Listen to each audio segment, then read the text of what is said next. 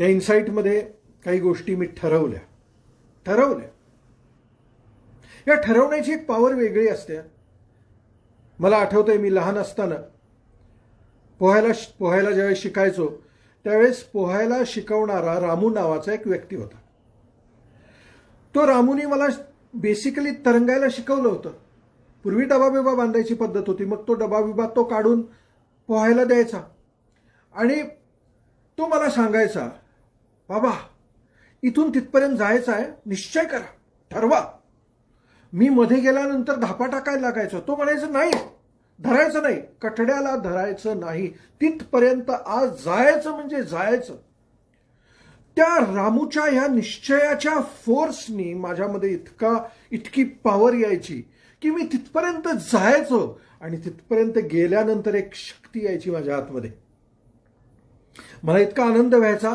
आणि दुसऱ्या दिवशी दुसरं आव्हान, दुसरा जो स्ट्रेच असायचा तो पार करायला माझ्यामध्ये शक्ती असायची. आणि पुढं रामू नुसता म्हणायचा, बाबा निश्चय. आणि मला माहित नाही माझ्यातून कुठून ती पॉवर यायची आणि मी विनासायास तिथपर्यंत जायचो. ही होती माझ्या निश्चयाची पॉवर लहानपणीच मला मिळालेली. पुढं काही गोष्टी मी ठरवल्या, त्या मी तुम्हाला आज सांगणार आहे. हा माझा 10वा इन्साइट आहे. त्यातली पहिली गोष्ट मी ठरवली, प्रसन्न राहायचं. चॉईस आहे आपल्याकडे. चिडून त्रासून दुर्मुखलेल्या तोंडाने आयुष्य जगता येतं. जगतात, अनेक लोक जगतात. मी ठरवलं की नाही जगणार तसं मी, कारण माझ्यामध्ये प्रसन्न राहण्याचं पण सामर्थ्य आहे. त्या परमेश्वरानं ती शक्ती पण दिलेली आहे ना मला, मग ती दुसरीच का वापरत राहू. आणि म्हणून आय स्टार्टेड फीलिंग गुड. त्याला हॅपी म्हणा तुम्ही, पण जीवनामध्ये मी हॅपीचा माझा काय म्हणूया त्याला अर्थ वेगळा आहे. आनंद या शब्दाचा माझा अर्थ वेगळा आहे. आनंद या शब्दाचा अर्थ खुशी नव्हे माझ्यासाठी. आनंद या शब्दाचा अर्थ कंप्लीट कंटेंटमेंट, आत्मिक समाधान. जो व्यक्ती समाधानी आहे तो प्रसन्न आहे. तुम्ही म्हणाल मग अल्पसंतुष्ट आहेस काय, तो विषय वेगळा. अल्पसंतुष्ट किंवा संतुष्ट हा वेगळा विषय आहे, त्याच्यावरती कधीतरी स्वतंत्रपणे बोलूया. पण मी प्रसन्न राहायचं ठरवलं. Understand it the way you want. दुसरी गोष्ट माझ्या जीवनामध्ये, जसा मी ग्रो व्हायला लागलो, दुसरी गोष्ट माझ्या जीवनामध्ये, दुसरी इन्साइट होती ज्यानं माझं आयुष्य आणखीन असं काय म्हणूया त्याला आतून एनलायटन झालं. ते म्हणजे असं ठरवलं की आपल्या जीवनाचा इतरांना लाभ झाला पाहिजे. I should be of help to others. आणि I started doing it in different ways. आज देखील तुम्ही बघताय वेगवेगळ्या पद्धतीने मी प्रयत्न करत असतो की माझा उपयोग काय होईल, समाजाला काय होईल, इतरांना काय होईल, कशाही पद्धतीत होईल. How can I be helpful. हा माझा दुसरा इन्साइट जी मी ठरवून करतो, आज देखील करतो. तिसरी गोष्ट, मी बऱ्यापैकी प्रमाणामध्ये रिस्पॉन्सिव्ह व्हायला लागलो. मी कॉन्स्टिट्यूशनली स्वाभाविक रिॲक्टिव्ह होतो. सगळेच जण असतो, आपण रिॲक्टिव्ह असतो. लहान सहान गोष्टीला रिॲक्ट करतो. आणि सगळ्यात जास्त रिॲक्ट कुठे करतो माहिती आहे? आपण सगळ्यात जास्त रिॲक्टिव्ह आपल्या घरांमध्ये असतो. बाहेर आपण कदाचित फार प्रेझेंटेबल असतो. बाहेरचे एखादे लोक म्हणतात की अरे किती वेल बिहेव्ड आहे माणूस, पण तो माणूस घरात जाऊन बघा, त्याच्या घरातल्या लोकांना विचारा, ते सांगतील किती वेल बिहेव्ड आहे. मी म्हटलं की हा दुटप्पीपणा जीवनामध्ये नाही करायचा. आय शुड, मी रिॲक्टिव्ह असणं हा माझ्या DNA मधला एक फॅक्टर होता. मला कळला तो, मी तो घालवला. अर्थात कधी कधी सर्कमस्टेन्शियल रिॲक्शन्स निर्माण होतात, सर्कमस्टेन्शियल असतात, कधी कधी त्या कराव्या लागतात. रामकृष्णांची ती गोष्ट आहे ना सापाची, मी पूर्वी सांगितलेली आहे, आता इथं ती गोष्ट सांगत बसत नाही. पण त्या सापाला ते सांगतात की चावू नको, आणि तो साप चावायचा थांबतो आणि लोक त्याला मारायला लागतात.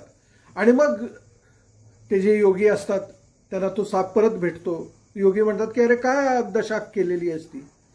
ते म्हणतात की तुम्हीच सांगितलं चावू नको, मी चावायचं बंद केलं. त्यावेळेस ते योगी त्या सापाला म्हणतात की अरे मी तुला चावू नको म्हटलं होतं, भीती दाखवू नको म्हटलं नव्हतं, फणा काढू नको म्हटलं नव्हतं. ही एक उद्बोधक गोष्ट आहे मित्रांनो. सो कधी कधी जीवनामध्ये फणा काढावा लागतो, सर्कमस्टेन्शियल असतं, दॅट इज डिफरंट. पण जनरली आपण बघायला पाहिजे आपण रिॲक्टिव्ह आहे की रिस्पॉन्सिव्ह आहे. आणि मी ठरवलं की माझ्यामधला जो रिॲक्टिव्हनेस आहे तो मी कमी करत गेलो आणि मी मॅक्झिमम रिस्पॉन्सिव्ह असतो. सर्कमस्टेन्शियल रिॲक्टिव्ह व्हायला लागलं तर होतो, तो विषय वेगळा. पण जाणीवपूर्वक जागरूकपणे रिस्पॉन्सिव्ह असतो. आणि मित्रांनो, एक महत्वाची गोष्ट जी अनेकांना फार जड जाते पण मी ती बाणवली माझ्या आतमध्ये, ती गोष्ट म्हणजे मी बऱ्यापैकी प्रमाणामध्ये इंडिपेंडेंट झालो. कमीत कमी भावनिक स्तरावरती इतरांवर अवलंबून राहायला लागलो, कमीत कमी. अवघड आहे फार गोष्ट. अर्थात हे सांगितलेलं सगळं तुम्ही फॉलो केलं पाहिजे असं नाही, कारण तुमचे स्वभाव आहेत, तुमचं अंडरस्टँडिंग आहे. एखादी गोष्ट माझी तुम्हाला पटली नसेल देखील, ओके. तुम्हाला असं वाटेल की ये नाही, ये मेरे बस की बात नाही आहे, ठीक आहे. पण मी काय केलं ते सांगतोय तुम्हाला. मी मॅक्झिमम इंडिपेंडेंट होऊ लागलो. म्हणून मगाशी जे म्हटलं ना की स्वतःची कंपनी मी जास्तीत जास्त एन्जॉय करायला लागलो, कारण मी इंडिपेंडेंट झालो.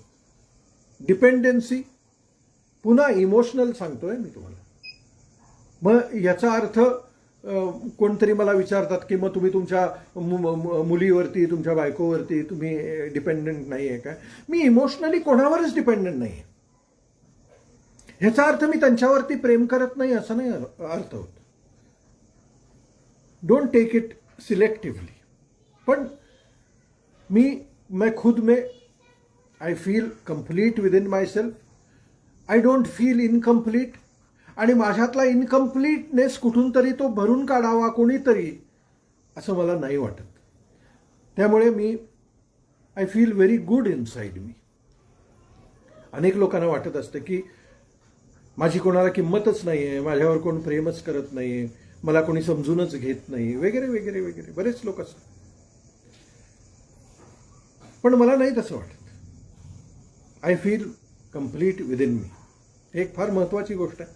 देखो, अगर समझ में आ गया आपके तो समझ जाओगे.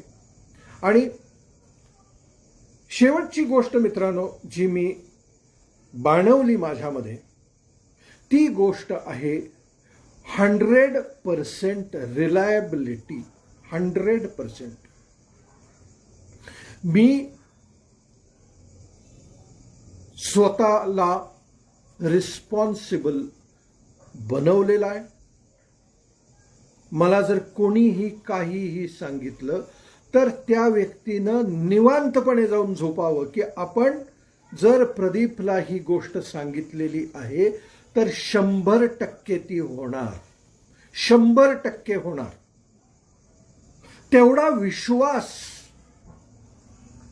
मी माझ्यामध्ये निर्माण केला की मी तेवढा रिलायबल असलो पाहिजे.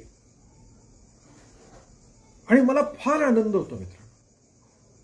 मला दुःखही होतं की ज्यावेळेस मी बघतो की माणसं इतकी अनरिलायबल असतात. पण शेवटी ठीक आहे, तो त्यांचा भाग आहे, त्यांचा स्वभाव आहे, त्यांचा पिंड आहे, त्यांची गती आहे जीवनामधली. कधीतरी जीवनामध्ये त्यांना रिस्पॉन्सिव्ह वाटेल, ते बनतील. मी काय जन्मताच रिलायबल नव्हतो, मी बनवलं रिलायबल स्वतःला. पण मला इतका आनंद होतो त्या माझ्या रिलायबिलिटीचा इतका आनंद होतो की मी म्हणतो की डोळे झाकून मी माझ्यावर तर विश्वास ठेवतो, पण कोणीही माझ्यावर डोळे झाकून विश्वास ठेवू शकतो, कारण त्याच्या विश्वासाला मी पूर्णपणे पात्र असतो, जबाबदार असतो. ही क्वालिटी माझ्यामध्ये फार काहीतरी विलक्षण ट्रान्सफॉर्मेशन घडवून गेली. माझ्या परीनं जीवनामध्ये जिस मुकाम पे आज मैं हूं, स्वस्थ हूं, आनंदी हूं. आणि काय पाहिजे असतं जीवनामध्ये माणसाला?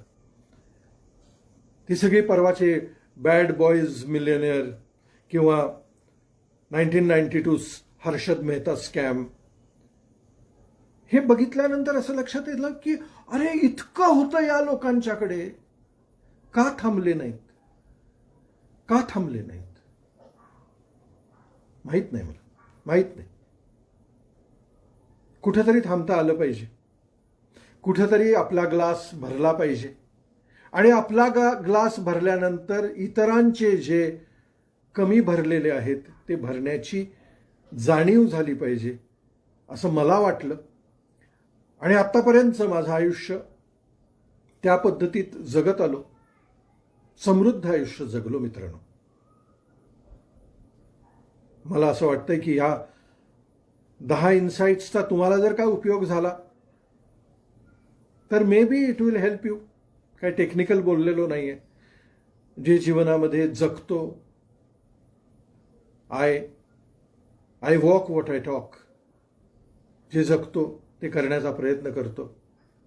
बघा, तुम्हालाही जमेल आणि माझ्यासारखं तुमचंही आयुष्य स्वस्थ आणि आनंदी होईल.